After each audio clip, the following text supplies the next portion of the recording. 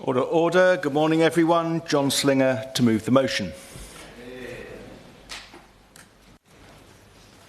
It is a pleasure to serve under your chairship, Dr. Morrison, and I thank the Backbench Business Committee for granting this important and timely debate. We are living in an increasingly divided world. Strong forces are pulling us apart. Strong currents are dragging us out to sea. Powerful intoxicants of the snake oil variety, both in commerce, politics, the social media companies, and wider, are undermining the sense of community and its cohesion that we all know innately is so valuable. Community cohesion offers a bulwark against these worrying trends.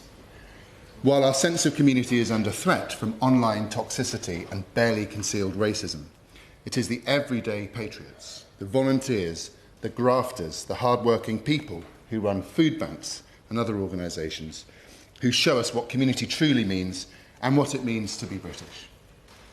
I will highlight shining examples from my constituency of Rugby and argue that human interaction is essential if we are to stave off the threats facing our communities and the cohesion of them. So why is this happening? I believe community hinges on human interaction. We are sociable beings, pack animals at heart. Just ask the whips. We require bonds with those around us. Yet in an era of rapid urbanisation, fulfilling that innate need is becoming harder. As cities grow larger, people feel further apart, with 83% of the population now living in urban conurbations. For many, the sense of belonging is evaporating, supercharged by social media, where anything you could wish to know sits at your fingertips and you can be friends with someone you have never met. Technology and social media detach us from one another.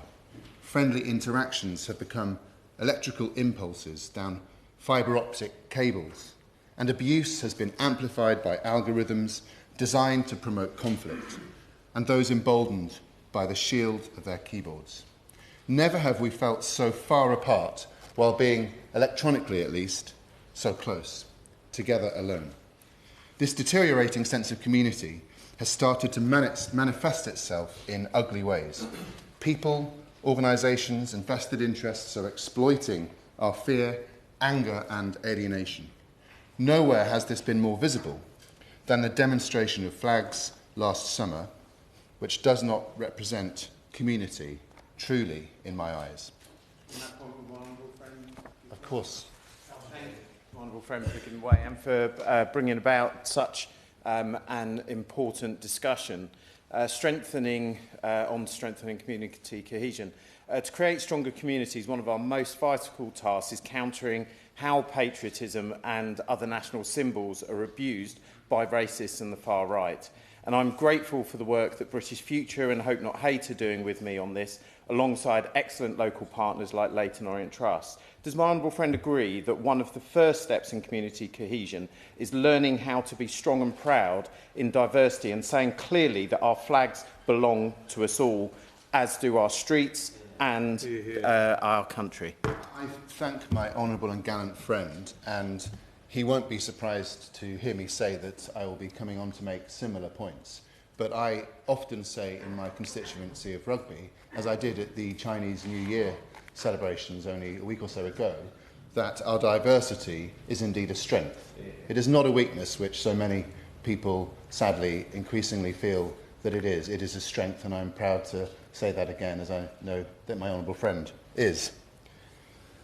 So the misuse of flags represents division, or even a thinly veiled warning.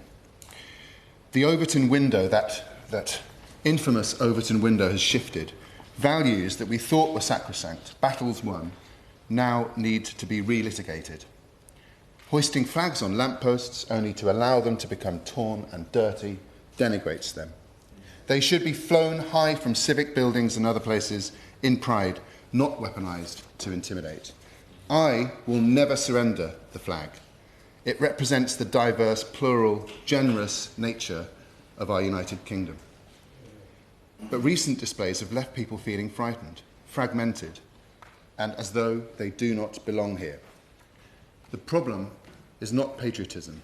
I support any true patriot, but no one group, party, skin colour, race or ethnicity owns patriotism. Anyone who wants to build this country up rather than kick it down, anyone who cheers on our national teams, who works in our health service, who educates our young people, volunteers at a food bank, drives the bus with a smile, you are patriots and I commend you. Those who stoke fear and division are not. We saw fever-pitch rhetoric, dangerous rhetoric, last summer when Elon Musk and Stephen Yaxley-Lennon addressed the crowds. It is exactly this language that manifests itself in my constituents now feeling increasingly frightened in Rugby, of all places. My honourable friend give way on that point. Of course. I thank my honourable friend for giving way and for bringing this very important subject here today. Liverpool Riverside has the longest established diverse communities in the country, and I'm very proud that we are a city of sanctuary. But I have to say, when I saw Tommy Robinson galvanising 100,000 people on the streets of London last year, it was very frightening, very polarising. However, we've got organisations now working together. Together Alliance will be holding a celebration of the diversity of this country on the 28th of March, and I would recommend that everybody makes every attempt to get there, and I hope my honourable friend will make an attempt to attend.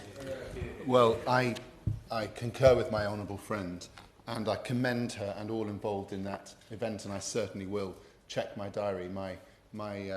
My head of my office is currently, no doubt, looking at my calendar and seeing if there's any space in it. But that's an important, a very, very important activity, and it's one that I would hope to replicate and hope is replicated across the country. And I thank her for her intervention. In the main town in my constituency of Rugby, I'm sad to say that people came up to me after that Unite the Kingdom march to say that they felt not only uneasy but also scared. For the first time, they felt that they were being tutted at. Things were being said under people's breaths as they walked past in the street. They were glared at. One woman, born and bred in Rugby, who has brown skin, told me, as I campaigned, that she didn't want to walk into town on a Saturday. That is absolutely disgraceful. As MP, I see my role in part as a convener. We here have the power to bring people together. I campaigned on the theme of Together We Can, and I continue to believe in and want to espouse this. Last year, I convened an interfaith forum, bringing together leaders of different religions and denominations to discuss how we can strengthen community bonds. I regularly visit churches, temples and other places of worship, as I know that honourable and right honourable members do as well. They play a vital role in promoting tolerance and in nurturing belonging. As MP, I also have the honour of witnessing the dedication of others. Rugby is a shining example of a town forging community bonds. Other constituencies are, of course, available, as a BBC presenter might say. There are too many initiatives to name, but the Ben Partnership stands out as a shining example of what could and should be replicated across the country. Their community centre in the heart of the Ben ward in Rugby offers meet and eat schemes, community lunches, alongside art and language sessions and very much more. And I know that there are similar organisations staffed by members of staff and also volunteers across the country. I hold Joyce Wooding and the others in her team who run that centre in the highest regard. The Peace Walk in Rugby, which I had the privilege of attending, is another example of different faiths and non-believers coming together, uniting the community. I visited the Hill Street Centre, the Bradby Club, Bindley Woods Youth Club. All of those are youth clubs, and seen the amazing work being done there to bring young people together. I've been on patrols with Rugby's street pastors and the community wardens organised brilliantly by Rugby Borough Council. They too work to strengthen our community. The common denominator in these schemes is the human element and the concept of community. Being part of a group larger than yourself and having obligations to it, as well as receiving benefits from it. When we meet people who look different, speak differently, worship differently, we discover common ground. Turns out that you watch rugby too. You enjoy a drink in the pub. You worship the same God, just in a different building, on a different road. With my honourable friend. Of course. Thank you, Chair, and I thank my honourable friend for giving way and securing this really, really important debate. Will he join me in recognising the work that brilliant charities like the Derby County Community Trust do to bring communities together, whether it's the Harrison's Hub, where they provide meals for members from across communities, or whether it's providing mental health support to men that need it? The work they do in integrating our communities is absolutely vital. I thank him for his intervention, and I certainly will pay tribute to that very important organisation in his constituency. What they are doing is knitting together different elements of our community and providing support and also joyous and fun things that the people can do together, which strengthens the community, and I thank him for his intervention. Through the encounters that we have with people who are different to us, horizons broaden and bonds strengthen. We realise that we share the same worries, the same dreams, and the same desire for peaceful, happy lives for ourselves, our families, and our friends. Exposure to difference does not divide us, it draws us closer, or at least it should. It doesn't matter your colour, creed, or religion, or whether you have a religion. If you live in my community, you are my people. To build this cohesion is an active process. It never stops, and it requires constant nurturing. Dr. Morrison, it is our job to educate our children on how to act, how to accept difference, how to show kindness, a much underrated word, how to tolerate and how to love. Different parties will of course have different approaches, from David Cameron's Big Society to other models of civic renewal, but the principle is the same. If the mainstream fails to strengthen community bonds, then others will seek to fracture them. It's not just an exercise in interfaith dialogue, although important. It is the other bonds that bring us together. The clubs, the sports teams, civic society, public institutions such as libraries, museums and galleries, of which we have a brilliant one in the heart of rugby, faith groups, charities, job centres, schools that open themselves up to the community. And of course, as a Labour politician, I believe that the state, both locally and nationally, can, should and must help these groups and organisations working in partnership with them and with business as well. I would also like to commend the Joe Cox Foundation, who I met with recently, for its tireless work to build bridges where others seek to build barriers.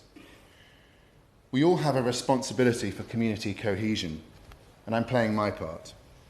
The key challenge is to give more opportunities for people to answer the call. Ask not what your community can do for you, ask what you can do for your community. I'll be holding a Strengthening Community Cohesion Roundtable in March. Racism, xenophobia, myths and lies must be called out wherever they lurk. I know that the government is working hard, and they have been proactive in the face of an increasingly toxic, divisive force that is operating in our country. And the Ministry of Housing, Communities and Local Government has, I know, created various task forces to deal with some of these issues, particularly around community cohesion, and I commend them for that. I wonder if the Minister could give us an update on the important work that the department, her department, are doing. In closing, Dr. Morrison, those who strengthen our community are the true patriots, the volunteers, the neighbours, the quiet grafters. They strengthen the bonds between citizens, give us, especially young people, although I'm not a young person, just for the record, opportunities to flourish. They ask not what they can receive, but what they can contribute, what they can receive from, but what they can contribute to the community. They are the best of us. And I will champion them for as long as I have the privilege of serving as a Member of Parliament. I will also do all I can to support the good work that the government are doing across the piece, because it's not just in my honourable friend's department that this work needs to be done. In education, in culture, on the economy, for access to the creative arts and sports, on housing, law and order and health and more. It's all part of building an ecosystem that builds community cohesion, and I very much look forward to hearing the contributions of honourable and right honourable members. Yeah. The question is that this House has considered the matter of strengthening community cohesion. Jim Shannon. First of all, can I say what a real pleasure it is to serve under your chairship and have the opportunity to be here. Can I thank the Honourable Member for Rugby for allowing us to have the opportunity to discuss this important issue of community in this House. Given the Honourable Gentleman a big head, but can I say what a joy he brings in his contributions in this House, in Westminster Hall, but also in the Chamber. Always soft-spoken in a way that his voices are filled with compassion, and I think that's important, especially in this subject matter that I wish to speak on. And it gives me an opportunity perhaps to tell Mr Chairman how we in Northern Ireland have moved beyond where we were in the past to where we are now. I'm a very proud representative of Strangford. I'm proud to be their MP, privileged and honoured to be the MP that they've chosen me on a number of occasions. And members will be aware of that already. However, much of that pride comes not from me or the constituency, but from the people that I represent. And I want to speak of it to them if I can. And I think that's what the Honourable Gentleman has referred to. And whilst we have a tainted history of anger and violence, this does not adequately, I believe, represent who we really are. I represent a community that proudly upholds the Northern Ireland tradition of being the most generous givers per capita in the world when it comes to charity. We do that. We do it without coercing or nudging, because we are generous people. I represent people who have the highest amount of kinship fostering in the United Kingdom of Great Britain and Northern Ireland. Again, an example of what we do as people. We care about people, Mr Chairman, and we want to help, and the programmes run by churches and community groups are examples that can and should be highlighted in this place today. And I'm going to do that if I can, because it's about the community, it's about the people that we represent, the people who make the community, the people who make the place where you live just that bit better. Northern Ireland is a place of immense strength, of resilience and character, and this is found in every community, from the tip of the beautiful Port of Ferry in the Ards Peninsula where I live to the heart of the constituency in Newton Ards, and down the other side of the loch to Ballinhinch and to Spa. Ours is a community shaped by faith. The Honourable Member referred to it. I say that very sincerely. Family, hard work and deep-rooted traditions. Where once there would have been division over faith, I don't see that as something that happens ever in the past, like today, as it did happen in the past. As the Democratic Unionist Party MP, we firmly believe in the Union, in Northern Ireland's proud place within the United Kingdom.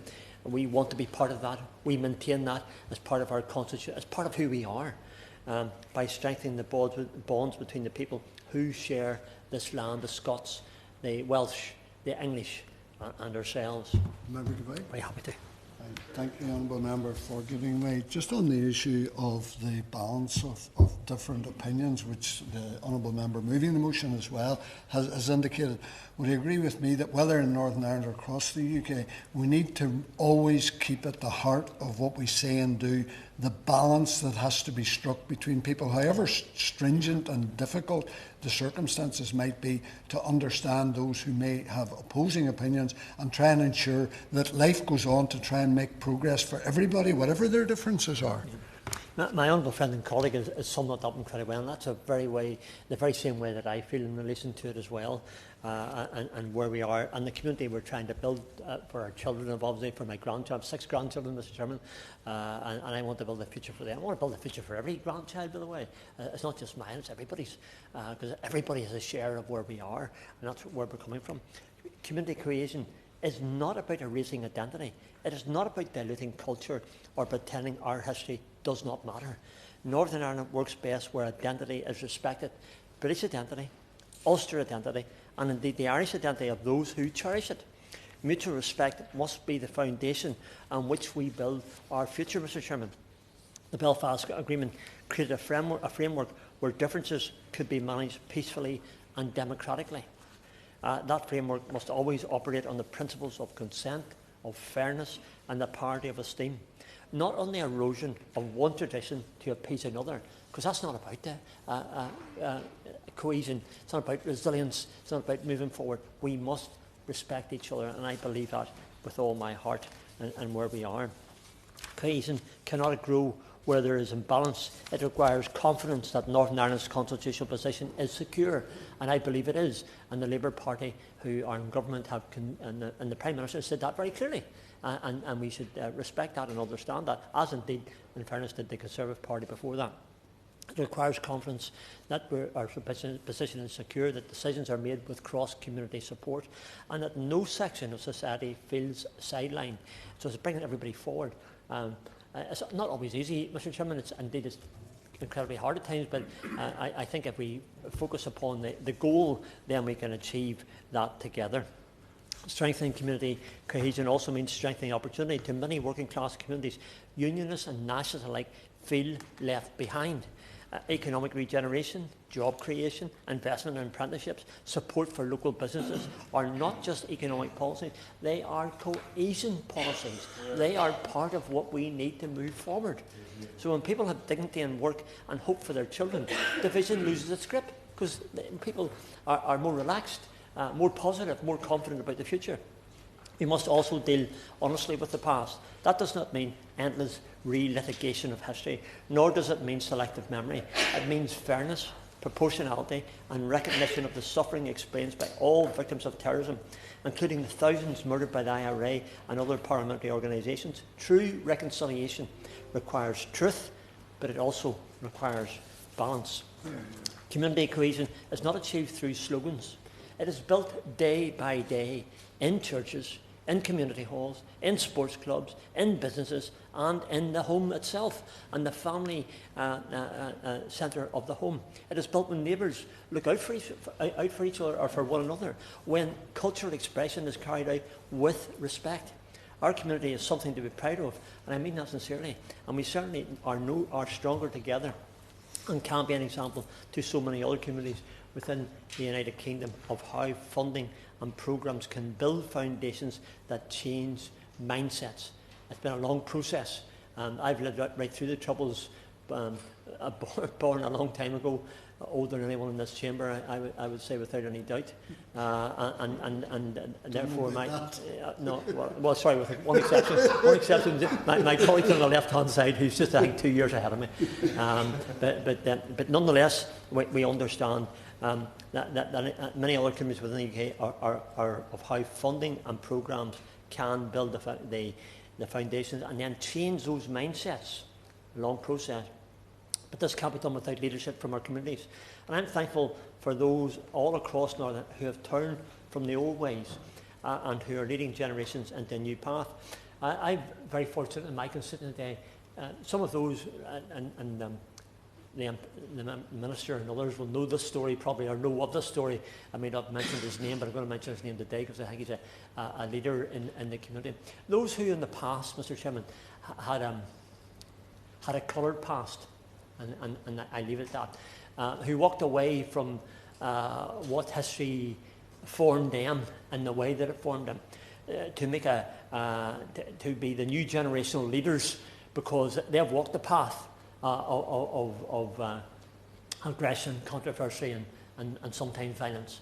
And Davy Mack alone, he's the chair of the Scrabble Residents Association. Whenever there's an opportunity for any person to come to Northern Ireland Minister or Shadow Minister, I nearly would always take him to meet Davy Mack. You know why? Because Davy Mack epitomises the new Northern Ireland and the way that we move forward. Now, of the people, the Davy Macks of this world, who believe in respect through differences and whose legacy is one of understanding. You can celebrate your own culture while accepting and working with anyone else as long as there is respect. I finish with this, Mr. Chairman. I'm conscious of time. A hard lesson which has still been taught, but one which we must continue to sow into with funding and support from government and with a hope for a brighter future. I believe in that brighter future, Mr. Chairman. Others in this room believe in that as well. Let's do that. I look forward very much to hear what the Minister has to say. Thank you. Thank you, Dr. Murison, and it's a pleasure to serve with you in the chair. And can I congratulate the member for Rugby on securing what is a timely and important debate. Back in 2009, Kate Pickett and Richard Wilkinson wrote a book called The Spirit Level, in which they argued that material inequality harms a country's social relationships and sense of community. They argued that it is generally people's similarity in status that makes social trust possible, since people with similar incomes are more likely to relate positively to each other than those who are divided by vastly different experiences of class or wealth. People in egalitarian societies are more likely to share neighbourhoods and public spaces, which foster a sense of community amongst them. In contrast, people in more hierarchical places are literally divided by their unequal incomes, which separate them geographically into starkly different neighbourhoods and no-go areas for some. As income inequality becomes entrenched in populations, high earners can find themselves concentrated in wealthier neighbourhoods far away from lower income individuals. It's no surprise, therefore, that the more unequal a society is, the higher its risk of becoming dysfunctional. As income differences widen, people are less likely to trust one another, and when we have a breakdown in social trust between a community, we see some very clear outcomes. Inequality weakens social bonds and civic engagement. People become less involved in community activities, volunteering or helping their neighbours. Social support networks deteriorate as a result, and a sense of shared identity and common purpose diminishes.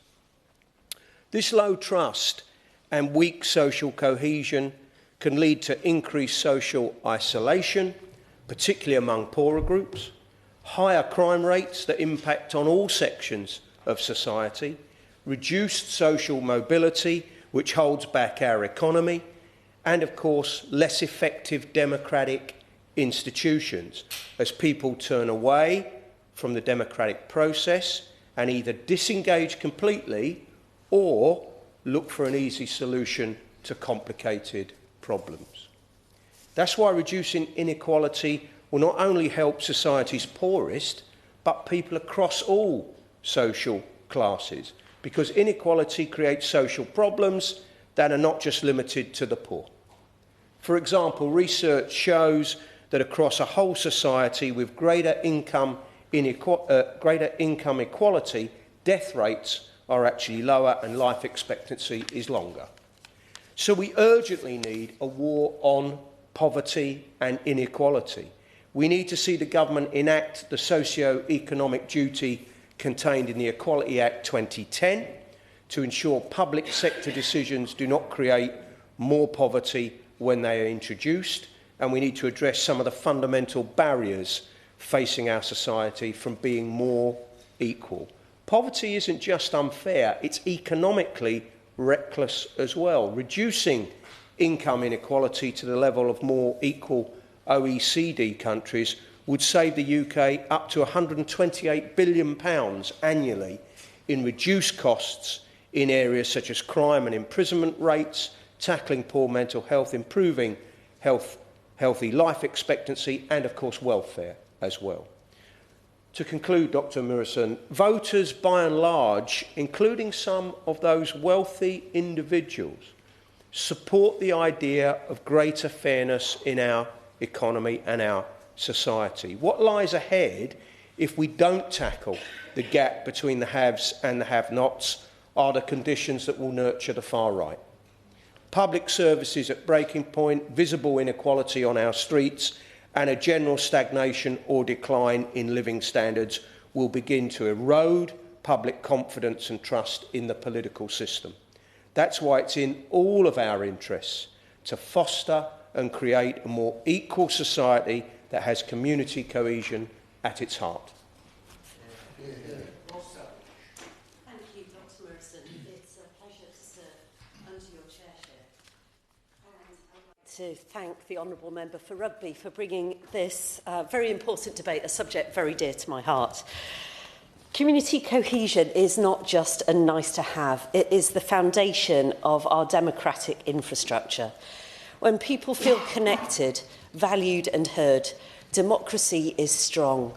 But when they feel ignored, divided or left behind, that creates an opening for something far darker to take root.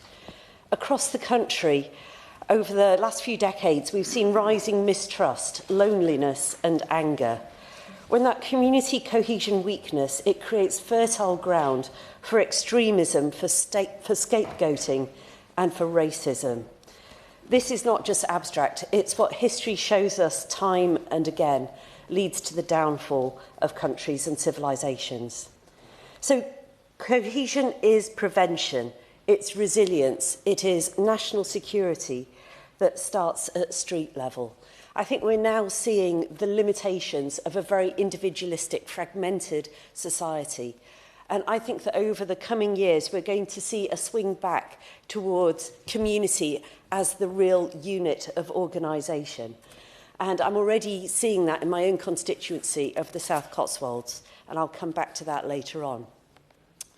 So we know that cohesion grows when people know their neighbours. We got a brief glimpse of what's possible here during COVID and the lockdowns, when people may be working from home or on furlough, notice that they have neighbours, and maybe those neighbours need something from them. And then the pandemic ended and that sense of cohesion dissipated again, but it was a promising glimpse of what is still there, waiting to be fanned back into flames. We saw people working together on shared challenges. People need to feel that local decisions are made with them, not to them. And they also need those shared spaces where they can come together and gather. Places like pubs, village halls, churches. And this is one of the reasons I'm so concerned about the current challenges facing the hospitality trade. In many of my small villages, once the pub goes, there really isn't anywhere else for people to meet in an informal setting. Cohesion erodes when infrastructure fails while development accelerates. I've already seen quite a number of housing developments that are bolted on to existing towns and villages, creating a real division and sometimes, in the worst case scenario, even resentment, especially when the existing infrastructure is already struggling to cope with the existing population. It also erodes when public services disappear, like rural bus routes. It erodes when environmental injustice goes unaddressed. And it erodes when people feel powerless. And as came up in the debate last night on the representation of the People Bill, our first-past-the-post system makes too many people feel powerless in our current voting system. And I think proportional representation would go a long way towards giving people their voice back in our democracy. So, in the rural constituencies like mine of the South Cotswolds, the closure of bus routes, the pressure on GP surgeries, pollution in our rivers and unmanaged growth all chip away at trust in government and in the systems that underpin the life of our country. And when trust erodes, narratives of blame rush in to fill the vacuum.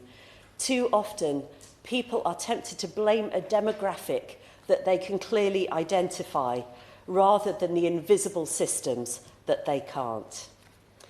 So in my constituency, we're attempting an experiment. I'm not aware of anything exactly like this going on anywhere else. We're calling it Stronger South Cotswolds. And this is based on my belief that over the coming years, we're going to see more disruption, whether that's political, economic, technological, or climate. And when things go awry, we fall back on our neighbours, on our sense of place. So Stronger South Cotswolds is built around 4 pillars: food and farming, health and well-being, flood resilience and water issues, and community energy and nature conservation. But at its heart, it is really about connection. Going forwards, we keep being told by government that there is so little money, so increasingly local government also has no money. But I have seen firsthand how a little money can go a very long way when it's put in the hands of people at the pointy end who actually know how that money can be used. It delivers a fantastic return on investment. I'm going to get into real trouble if I start listing some of the local legends, as we call them, that we are incorporating into Stronger South Cotswolds, and maybe I'll save that for the Westminster Hall debate on small charities this afternoon. But what I do want to say is the general concept that there is already so much really good stuff going on in my constituency. And so what we're doing is we are recognising people and groups already doing incredible work and highlighting them on our website in the hopes that people can adopt and adapt those brilliant ideas elsewhere. I've got a constituency that straddles 2 counties, Gloucestershire and Wiltshire, so that presents us with real opportunities for cross-county border transference of inspiration. These fantastic local initiatives do more than deliver services, be that to people who are struggling with physical health, with mental health, with economic poor health, dementia, Parkinson's. I've seen so many people really flourishing in these organisations as they create relationships across age, across class and across socio-economic background. This really is cohesion in practice. So what I'm seeing is that when communities feel strong, difference can be not alienating, but actually enriching. But when communities feel fragile, difference is weaponised. If people believe that the system works only for the powerful, they are more susceptible to voices offering simplistic answers and easy targets.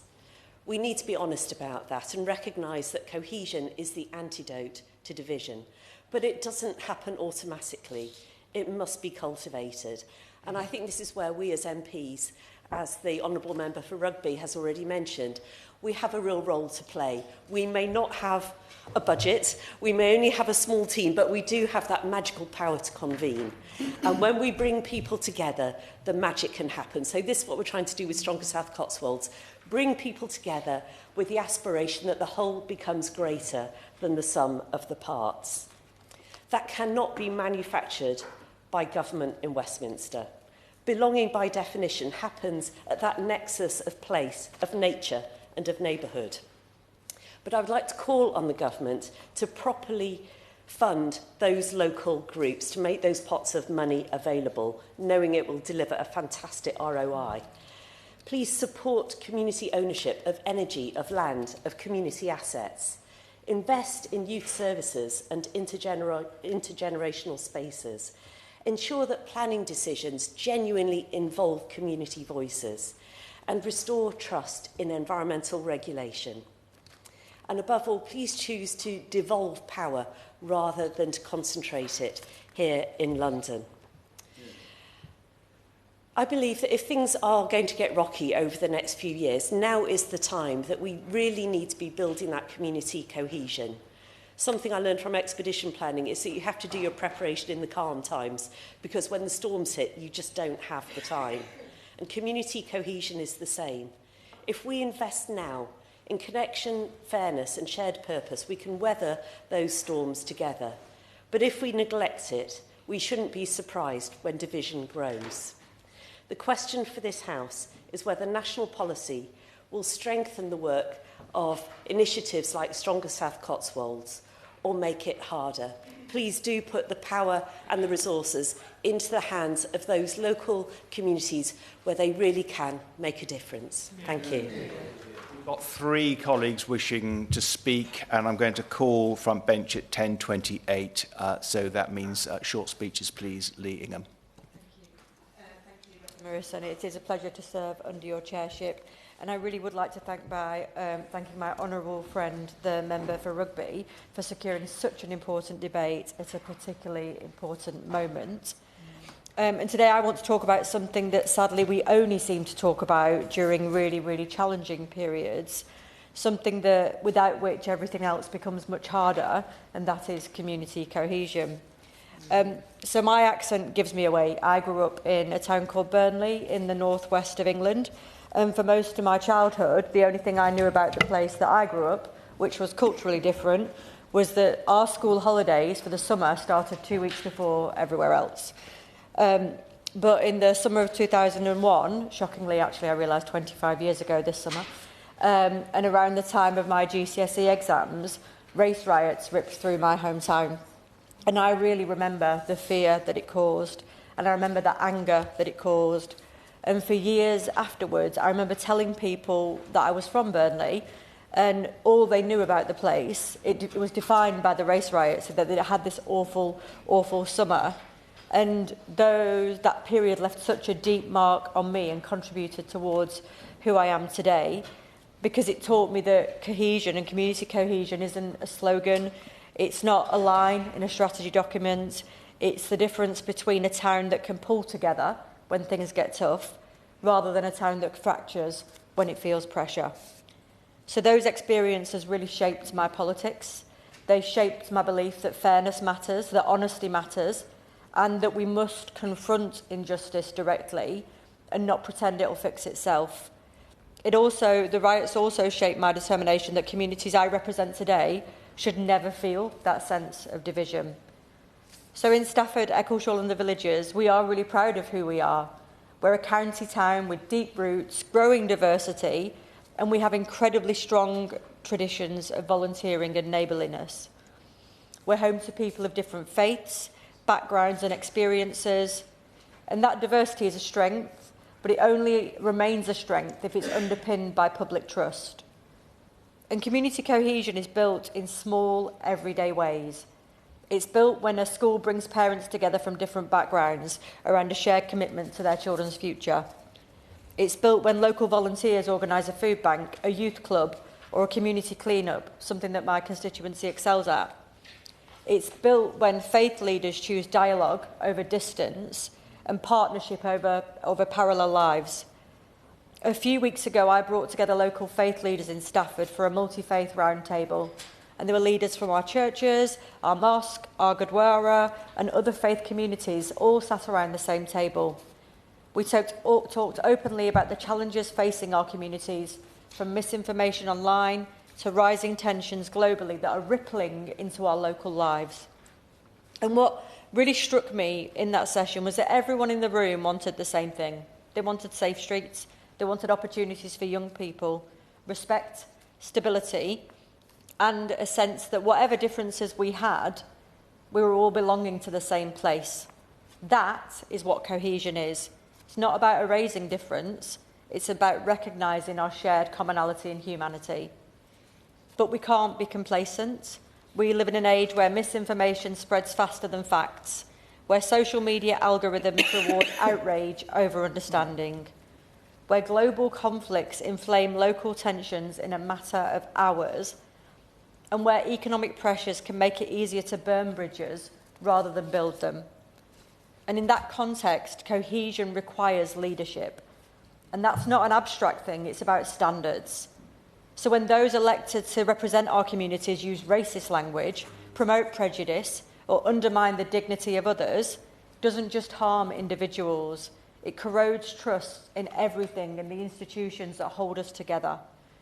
When councillors are forced to resign or are removed because of racist conduct, that should concern us all. I don't care what party they're from. Not because of the headlines, but because of what it signals about the tone of our public life. And I think leadership means refusing to normalise that kind of politics. We can't strengthen cohesion locally if we tolerate that in our politics. And for us, as members of this House, we must choose our words carefully to avoid stoking division for short-term political gain, to call out racism, anti-Semitism, Islamophobia, and all forms of hate consistently and clearly. And it also requires investment in the places that bring us all together. Youth services. Staffordshire had the third worst cuts to youth services in the country, and I deal weekly with the impacts of that. Community centres, libraries, sports clubs, arts and cultural groups. These aren't nice to have extras. These places are the infrastructure of belonging somewhere. And these are the places which 14 years of Conservative austerity have decimated. Strengthening community cohesion also requires us all to listen. In my constituency, I hold regular coffee mornings and community meetings. In fact, I just had one this weekend and people were talking about feeling left behind economically. I hear from families worried about the future. I hear from people who feel misunderstood. And when people feel ignored or unheard, that's where resentment breeds. So cohesion is also about fairness, fairness in action. It's about making sure that every opportunity reaches every estate, every village, every high street. It's about good jobs, it's about decent housing and strong public services and visible delivery. Because when people feel secure, they are more open. When they feel abandoned, they're more vulnerable to division. Growing up in Burnley, I saw what happens when economic decline and racial tension collided. And it doesn't start with violence, it starts with really small fractures, with rumours, with a sense that someone else is getting more than you are. If we want cohesive communities, we have to tackle those root causes. So I asked the Minister, what steps is this government taking to ensure that towns like Stafford, those who have experienced economic pressure over the years, are being supported with real investment and opportunity, rather than becoming targets for those who seek to inflame resentment and prejudice for political gain. In Stafford, I see huge, huge hope. I see schools where children of different faiths and backgrounds learn side by side and form friendships that defy stereotypes. I see local businesses that bring together apprentices and staff from across our community. I see volunteers who show up week after week after week for people they've never met before.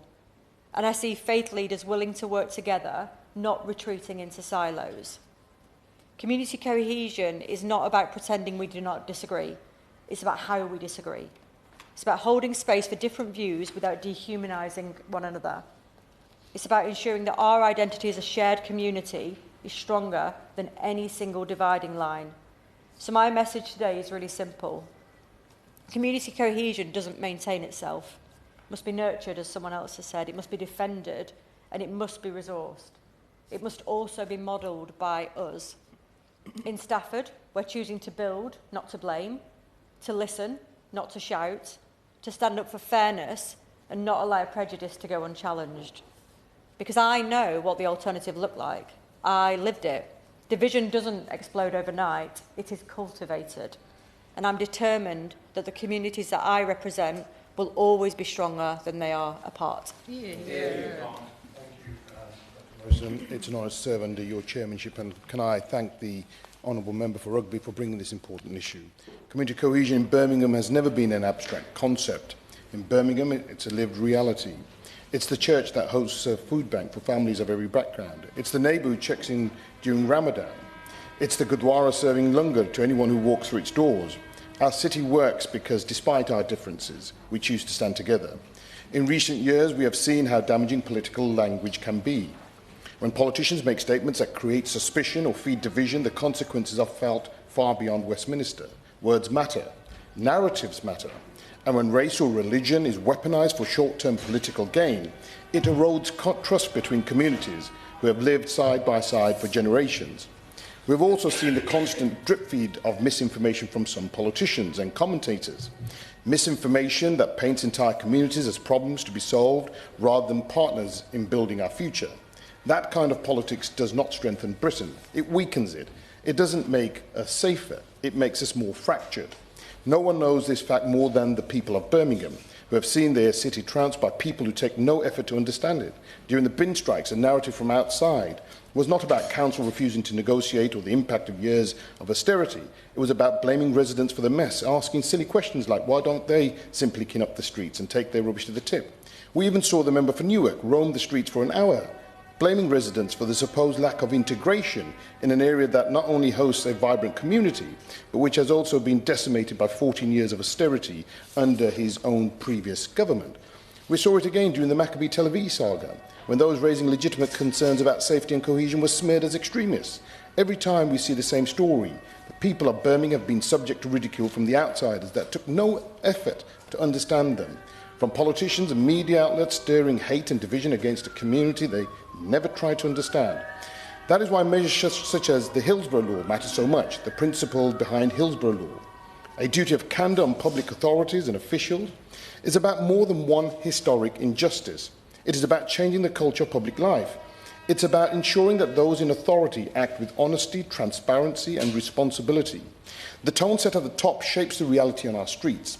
And this doesn't just apply to Birmingham. The same goes for all those towns and cities up and down the country that have been neglected, underfunded and stripped of their identities, places that have been left behind by successive governments and now being kicked while they are down.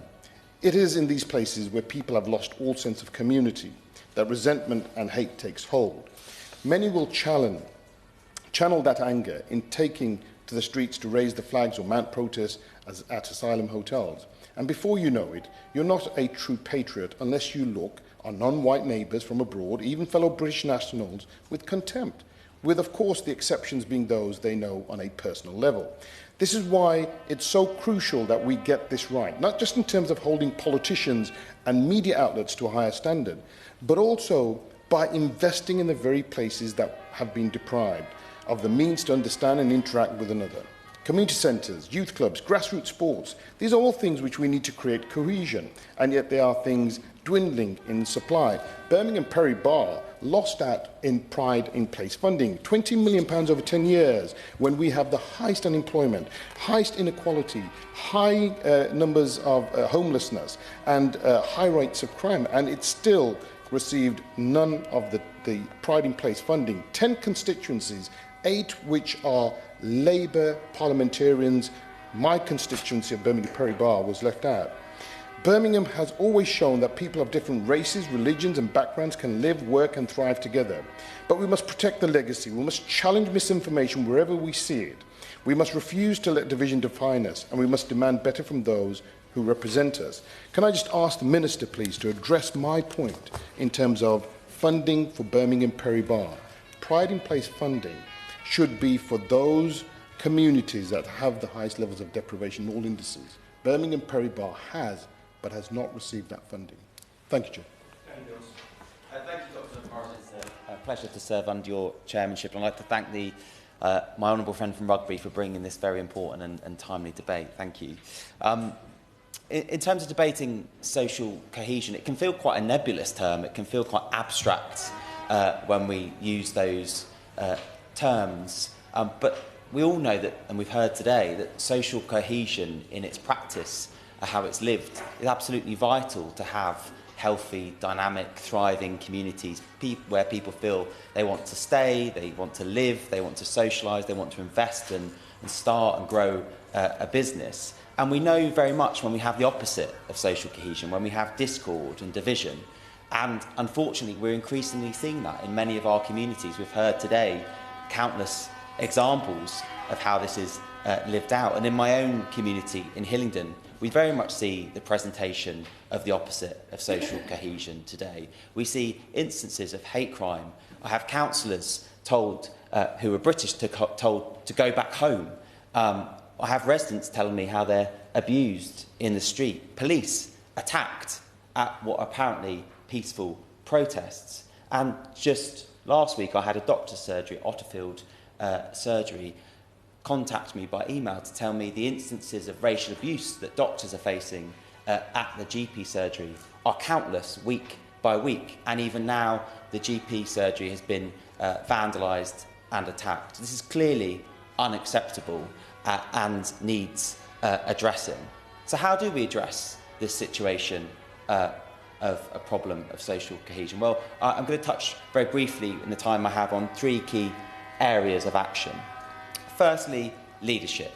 We've heard here how nationally we all have a responsibility in this place, across our institutions, to show leadership, to call out these abhorrent instances of hatred, to act, to choose our words carefully and wisely, to seek to work with others in our community and across different divides in this place, to promote cohesion and unity, to appeal to the common threads that we often see throughout those in public life and those in our community groups. And also locally, we have a duty and a responsibility to promote cohesion too. Local councils, key institutions in this country, I believe, should have a responsibility to promote community cohesion and produce plans locally to do that too. Unfortunately, in my community, I think our local authority at the moment is falling short of that responsibility. We've seen little, if any, action to address some of the issues that we're seeing on our streets, and to be frank, in some instances, denial that these problems are taking place. Our flag, I think that my honourable friend from Rugby talked about, our flag is all of our flag. It's my flag, it's your flag, it's the flag of everyone in our community. But unfortunately, it has increasingly been weaponised by certain segments of our community who don't share that view, that it is everyone's flag. They have a view that it's a particular sort of person's flag, and it doesn't appeal to unity, it appeals to division and hatred. And I was contacted very recently, actually by many residents who are concerned about the continued presence of flags on our streets. But particularly this contact struck me. It was a gentleman who contacted me and said, I'm a combat veteran with 20 years' experience, including in Afghanistan, and I know the value of pride in one's nation and our flag, having served under it. The flags in West Drayton show none of these values, and that Hillingdon Council has not taken these torn and dirty flags down that line our streets signals to me that the council is either endorsing the racist intent of some of those who put these flags up, or is too afraid to remove them. Either way, it's a poor show, and I feel for the families and young children who have to look at these flags every day and are reminded that some people think that they're not welcome. I think that puts it absolutely perfectly, the situation we face. We must not hide behind our flag. We must address this issue head on. And it is difficult, and I know that there is abuse and hatred for council officers who could try to remove them, and we need to stand with them if they decide to take that decision. But inaction is not enough when we see these issues on our streets. And we also have to ensure that institutions locally and nationally promote true and accurate information, particularly about sensitive topics, and particularly when using state-funded sources of information like local council publications. Secondly, we have to tackle online misinformation, and we've heard it here today in the debate. We've seen countless times how online platforms are used to sow division. We know there are actors locally and internationally who are actively flaming hate, and it is hard. I'm not going to pretend that tackling online issues of misinformation are easy. We're seeing a positive start around the government's consultation for the use of social media for young people, which I support, and I hope we can do more in this space. And thirdly, Mr. Chairman, conscious of time, we need to support the organisations that are the glue of our community. We've heard excellently already about them: schools, charities, voluntary groups, faith groups. I've had the pleasure of hosting the multi-faith Hillingdon group here in Parliament, of launching Hillingdon together with many of these organisations to try and bring people together. We've had 200 individuals and organisations signed up. It is true, though, that these organisations have often faced cuts in recent years. And particularly, it's paradoxical, those communities where cohesion is needed most, that have less infrastructure, often don't and aren't able to access the funding pots that do become available, because it is difficult to move quickly. It is difficult to put in bids to national and local funds. So I hope the Minister can address that in the future cohesion strategy. And just finally, Mr. Chairman, and I appreciate your patience, I'm very proud to have been born in Hillingdon, to have grown up there, to represent the community today. But I represent every single person in Hillingdon, whether they have lived there for 20 years or 20 days. Every single one of them makes Hillingdon the fantastic place it is. They work in our NHS, they run businesses, they keep our community working, and I'm proud of each and every one of them. Thank you. To serve under your chairmanship, and I'm very grateful to the Honourable Member for Rugby for securing this very important debate. His speech was incredibly powerful, and I congratulate him for the work he is doing to support and empower his constituents to build those positive relationships and community. And it's also been Really, really good to hear from other members today of the positive stories of their communities coming together and the very clear vision we clearly have in this room, and I know it is elsewhere amongst colleagues, that we can together create more cohesive communities. And we meet at a moment when communities across the UK are experiencing uncertainty and rising tensions, and yet alongside these challenges, we continue to see wonderful examples of solidarity, cooperation and everyday kindness. And our job as politicians is to empower more of the second through thoughtful policy so it can continue to flourish. Because community cohesion isn't built through rhetoric or grand gestures, it lives in those ordinary moments of daily life, in shared spaces, shared conversations, and the quiet confidence that difference doesn't threaten one's sense of belongings. It's also built through the everyday choices people make to treat one another with dignity and respect, and not through the divisive narratives that some, sadly even in this place, choose to deploy. But at the same time, many feel that the social contract, the belief that we all contribute to and benefit from a shared civic life, is under strain. Over the past decade, local authorities and community organisations have faced significant funding reductions. Youth services have closed, community centres have disappeared, and those everyday spaces where people once met across different backgrounds have diminished. These were not mere local government services, they were really the backbone of community life, allowing people to mix, understand one another and build solidarity. And when those spaces disappear, so do the opportunities for understanding. Alongside all of this, many are now facing real pressure, difficulties accessing services, finding affordable housing or making ends meet. And when support feels distant, frustration grows and there's a risk people turn inward rather than reaching outward.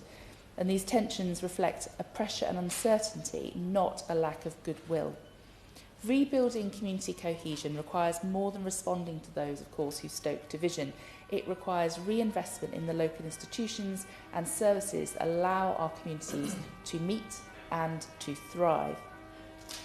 Across the country, people are experiencing increasing hostility because of their race, their faith, sexuality or gender identity.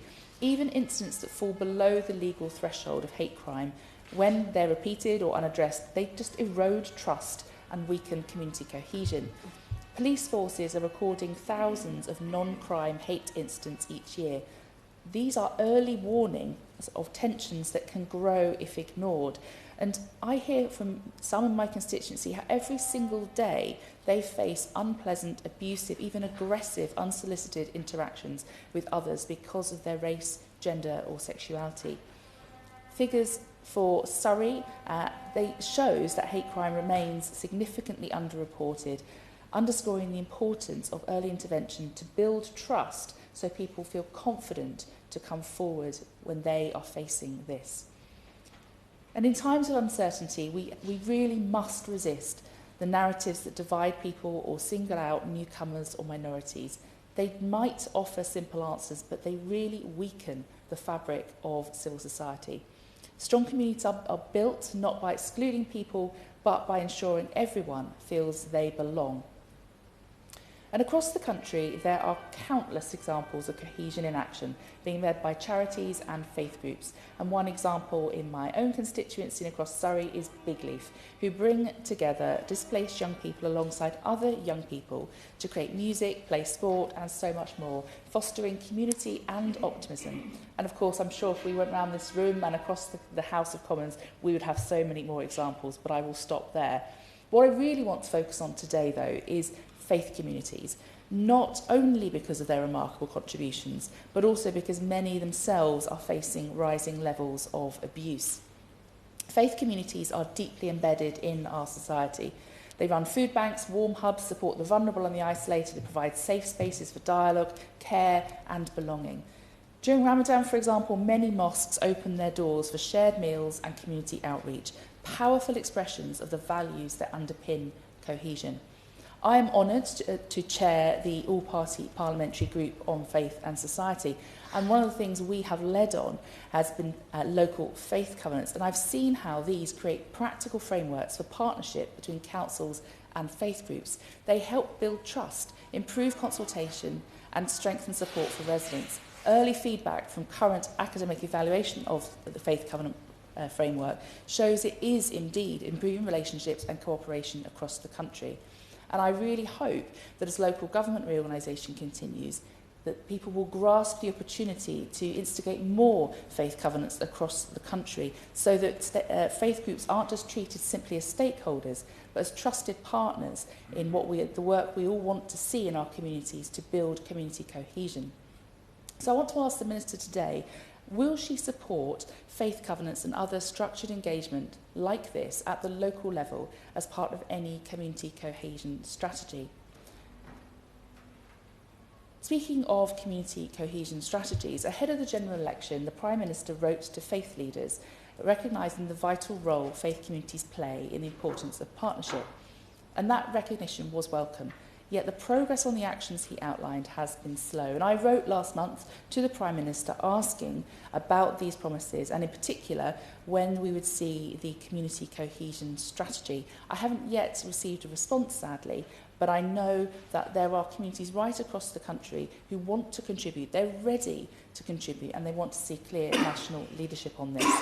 And as Liberal Democrats, we stand ready to work constructively with the government, local authorities, police, civil society and faith communities to help shape a strategy that reflects the realities of our communities. And a clear strategy would align national ambition with local actions. So can the Minister advise, when do we expect to see the community cohesion strategy being published? Which department is leading the work? And how will cross-government coordination be ensured? And in conclusion, community cohesion can't be built in Westminster alone. It's built in conversations between neighbours, in partnerships between councils and faith communities, in the extraordinary work of charities, and in the daily choices people make to choose understanding over division. But goodwill is not enough. Cohesion also, of course, requires national leadership, clear policy direction and adequate funding for local government to sustain the spaces and services that bring people together. It requires partnership frameworks like the Faith Covenant that build trust at a local level, and it requires a message of hope that unites people rather than divides. In every single conversation I have with charities, faith and community leaders, the same themes emerge. People want fairness, clarity, protection from hatred and the freedom to live their lives without fear. They want to be heard, they want to be included and part of the renewal of our society's welcoming and inclusive heart. If we listen, work in partnership and invest in the relationships and institutions that bind communities together, we can indeed strengthen the trust on which cohesion depends. Cohesion is not an abstract ideal. It is something, as many in this room have said already today, it's something we nurture together. Yeah. Dr. Morrison, a pleasure as always. And I'd like to say in opening, as well as sharing my congratulations to the member for Rugby, how much value I place on the contributions, particularly from the member for Strangford and his colleague from Northern Ireland. We know in that part of the United Kingdom we've had the opportunity over many years to learn a great deal about how cohesion can be done right and what happens when it goes wrong. And it's particularly important, I think, to hear their voice in a debate on this subject today, but also to hear from a range of members, including the member for Perry Barr, who set out some quite particular insights on how the city of Birmingham has had to deal with many challenges. Now, Mr. Chairman, it is my privilege to represent an extremely diverse, but thankfully also very cohesive constituency. It's one that's served by two local authorities, both of which are extremely proactive. They have interfaith networks, they hold a huge variety of community events, and even in response to the situation where flags were being raised across high streets, intended by many, clearly as an act of intimidation, that they used those lampposts and other public street furniture to display flags that celebrated the borough's heritage and the heritage of the local community in order to crowd out that space from those who sought to use it to divide the community. And I think that shows a degree of local leadership which we all appreciate. The fact that we are having this debate in the context of housing communities and local government demonstrates the breadth of council services. And I reflect just in my own time as a councillor when the 9/11 incidents happened and suddenly the airspace of the United States was closed. It was Hillingdon Council which worked to provide accommodation for thousands of stranded travellers from across the world, to provide the ability for them to communicate with their family members, to tell them that they were okay, that they had somewhere to stay for the night when all the hotels were full, and work very closely, for example, with the military to ensure that the logistics were laid on so that people were supported. And that kind of leadership came out to the fore again, as a number of members referred to, during the COVID era, when organisations like Hillingdon for All, Harrow for All came out, made sure that people had food, they had medication delivered. And we saw the work that was done by synagogues and mosques and churches and non-faith organisations, not just in my community, but across the whole country, to support each other. So we know that cohesion is something that we can do well. And we know that the leadership of that often sits with local government. Indeed, when the last Labour government promoted the rollout of food banks, it was a recognition, as it was in my community, that there was a level of need there which statutory services were not always able to meet, and which that particular initiative, which was a community one, was able to serve. And that's why we saw the spread of those across the country to meet that very specific need.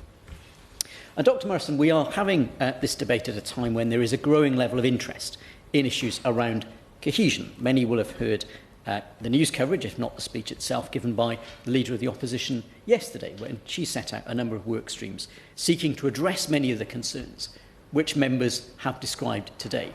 And I say that because it seems to me this is something where there is a high degree of cross-party consensus that we know that we need to address these issues in order to strengthen our society. So let me just briefly set out some of the principles, some of which are quite local government focused and some of which are much broader.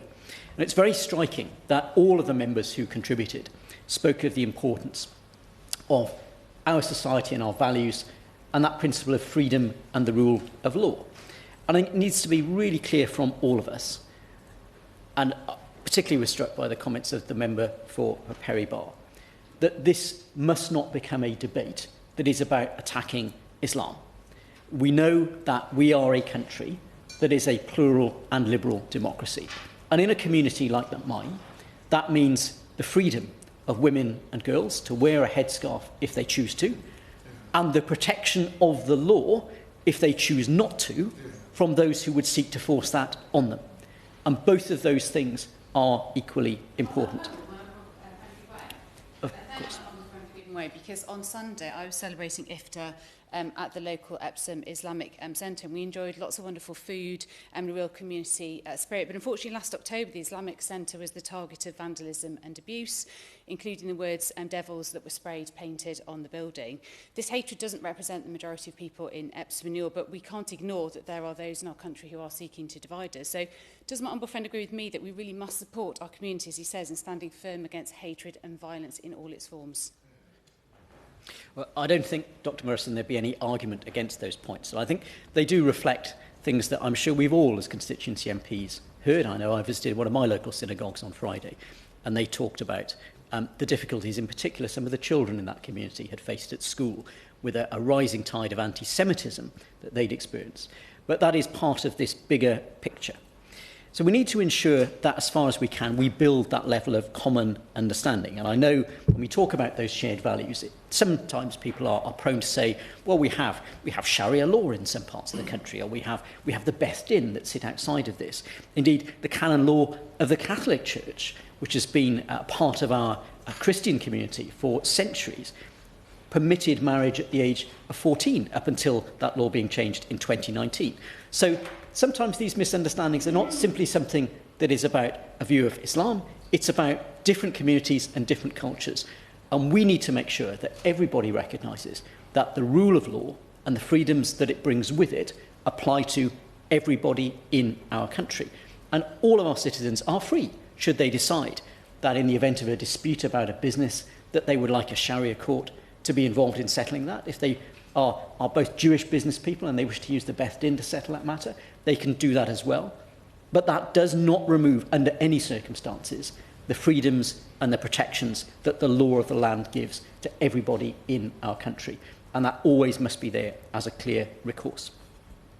Let me just touch briefly on an issue which we did cover a little yesterday evening in the debate about the Representation of the People's Act. And we know the issue of electoral interference is one which sits with this department, but is one that is of concern to members across the House. And I reflect on a session of the Home Affairs Select Committee when the now Foreign Secretary was chairing it and asked our intelligence services what evidence there were. Then, at the time, it was about the issue of Russian interference in the Brexit debate.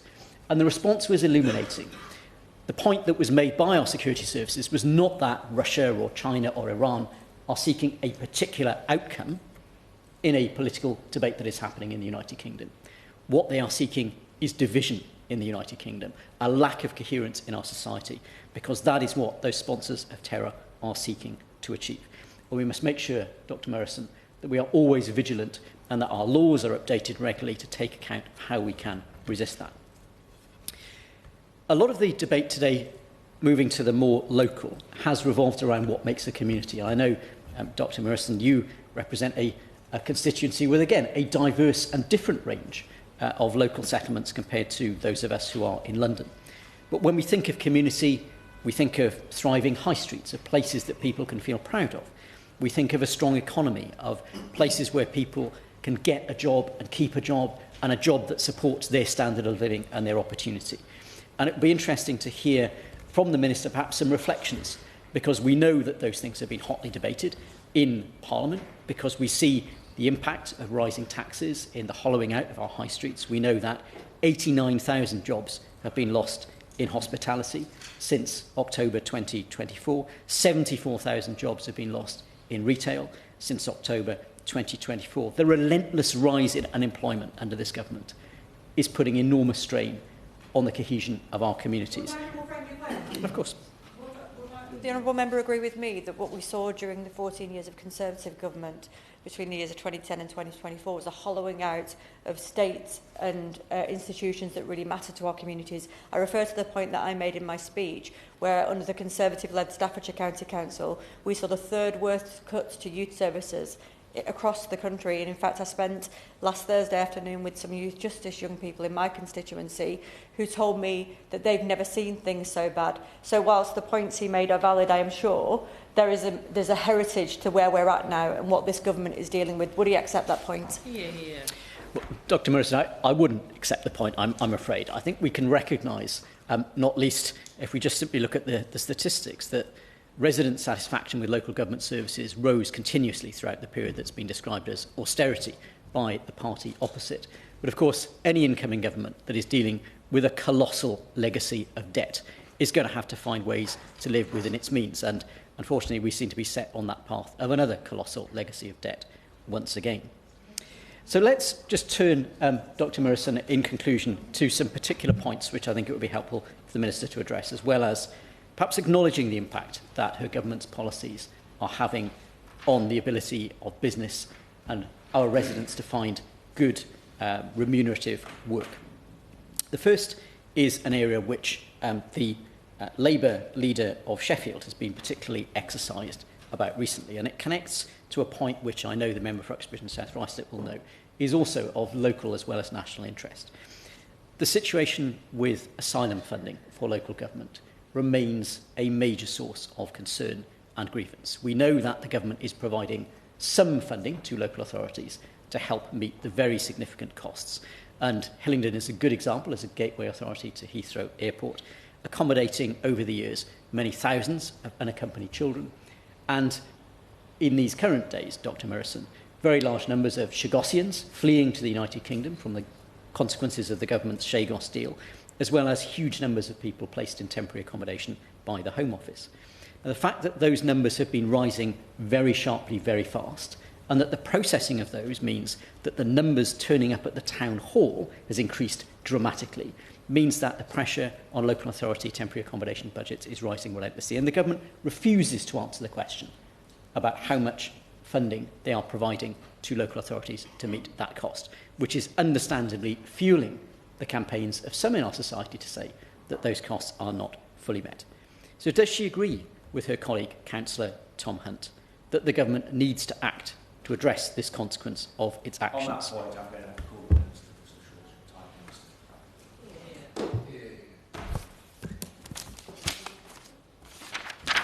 short time. Thank you, Dr Morrison. It's a pleasure to serve under your chairmanship, and I'd like to thank my honourable friend, the member for Rugby, for securing this debate and for the powerful and eloquent way in which he made his contributions, and to all the honourable members who have spoken today for their contributions, their insight, the clear passion and commitment that sits across the House to tackle this issue, which again I agree is an issue that is completely cross-party. Throughout our history, the United Kingdom's ability to withstand external challenges has been underpinned by this shared sense of pride, tolerance and courage. We are accepting of our neighbours. We are proud of our varied experience, traditions, national identities and customs, and confident that these differences enrich our communities and our country. But these core foundations that have kept us united in the face of adversity on so many occasions are now under threat. Now, one of the privileges of my role is that I've been able to go across the country and talk to communities. And time again, I am hearing clearly about the rising tide of hate and division that we are seeing in our communities. I'm talking to our Jewish community, our Muslim community, our Sikh community, our Hindu community, and hearing that people who have made this country their homes, who have been here for generations, feel scared in this country, feel scared in their communities, feel scared in their homes. And we have got to turn the tide on that. People are under pressure. We know that people are under pressure. And in that context, it's as old as time, bad faith actors are going to try to exploit that and exploit our communities in order to tear them apart. My honourable friend, the member for Stafford, is absolutely right. At the heart of this is a story of economic neglect, and at the heart of it is a story of the failure of the Conservatives to properly fund our amazing council and invest in our communities. And we are seeing the impacts of that in terms of closed shops in our high streets, shuttered libraries, closed youth clubs, and the abandonment of so many of our vital community assets which bring people together. That sense of decline on too many of our doorsteps has bred a real and a justified sense of frustration, anger and a lack of control. And I agree with the honourable member for Stafford that this isn't just a question about local growth. It is absolutely a question about cohesion. Now, we cannot and we will not pretend that the legacies of any of those issues can be reversed overnight.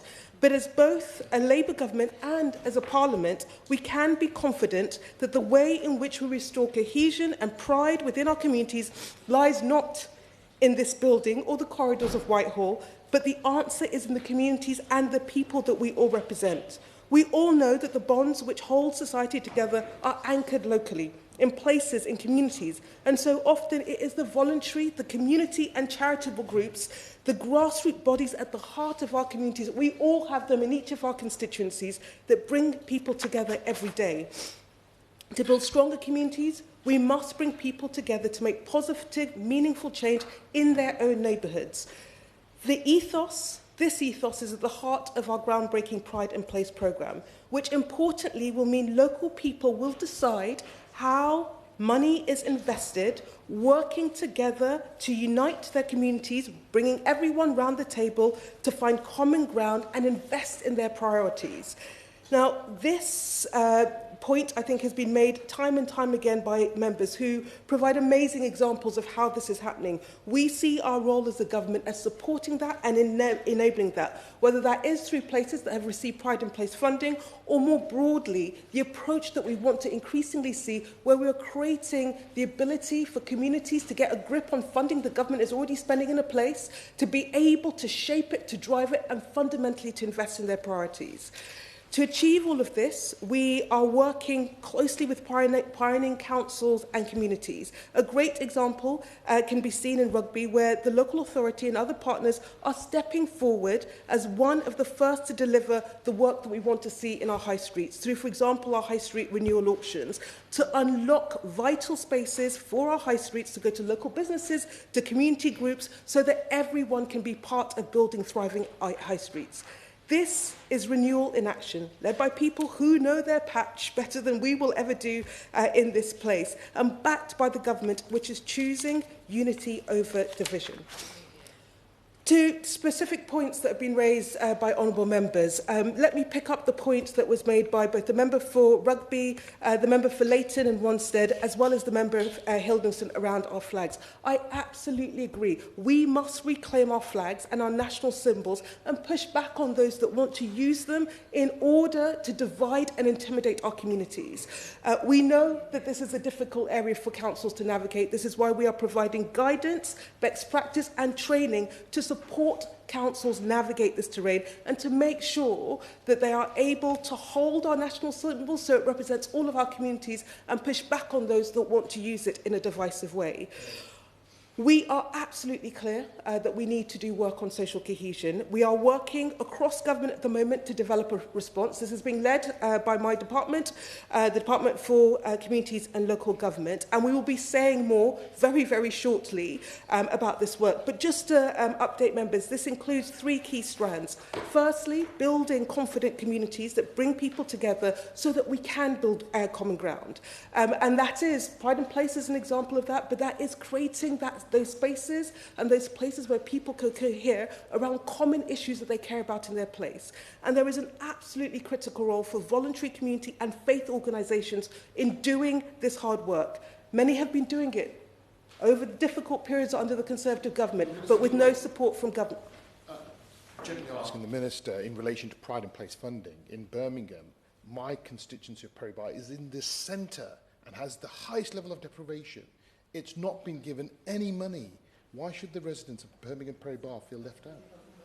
So we have we have a very clear methodology that's based on a combination of deprivation and connection and access to assets in local places. That is published that every member is able to see. Now, we have provided Pride and Place funding in particular parts of Birmingham.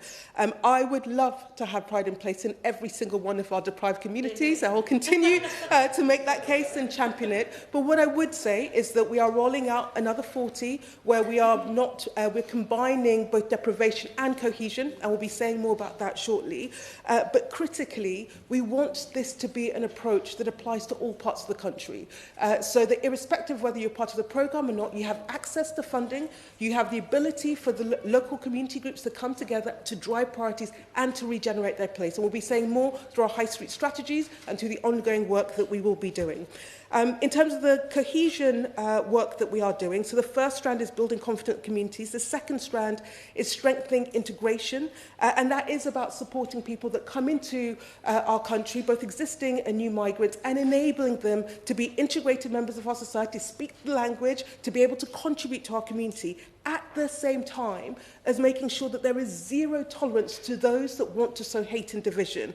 And whether that is religious hate that we are seeing an increase in, or that is racism, the ability to make sure that we are enforcing properly so that there is a clear line that we say people cannot cross, and if they do cross, we take action against that. And then the final part is tackling extremism, which we know is on the rise, with robust action to disrupt it in our communities, but critically online, where we know that we are seeing increasing division, increasing hate, increasing radicalisation, and we know we need to respond. The thing I would say is that we recognise that this is a first step. This hard work of trying to build cohesion in our communities is an ongoing task, and we as a government are absolutely committed to playing our part. And look, the member of Poole made the really important point. Whatever we do on cohesion must be rooted within a wider strategy that is looking to tackle inequality and poverty, because that is the thing that is the breeding ground for the division. And so it is essential that the work that my department is doing sits alongside the work that the government is doing more broadly to increase living standards to tackle poverty, whether that is a child poverty action plan, whether that is removing the 2-child benefit cap, whether that is lifting the national living wage, tackling homelessness, building the next generation of social housing, reviving public services so that it is the foundation for everyone to live well and do well. And then to the sort of shadow minister who made the really important point about asylum accommodation. Now, we have inherited a legacy of asylum hotels under the last government, which was an absolute shambles that paid no regard to community cohesion and community tension and community consent. Now, we will do the hard work of closing those hotels down, but we must work work hand in glove with local authorities to make sure that we're providing the accommodation, but doing it in a way where we can take our communities with us and have consent. Chair, I will end here. Look, we know that this is an absolute critical task. And the Prime Minister has told me this is one of the most important things that we will do as a government, and he is right. The government will play its part, but we all have a responsibility. As members of this House, as politicians, where the words and the language we use has an impact on what happens on the ground, and we all have a collective responsibility to step up. But critically, working with local government and working with the grassroots in our communities, who must help us do the vital work of helping hold our communities together and to cohere. Thank you. Very briefly. Thank you, Dr. Morrison. I'd like to thank the Minister, the Shadow Minister and the Lib Dem spokesperson.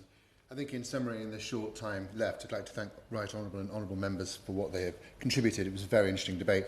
We must be catalysts for community cohesion to create an unstoppable, positive chain reaction that strengthens our communities, and I'm sure from what I've heard today that we will do so. Order, order.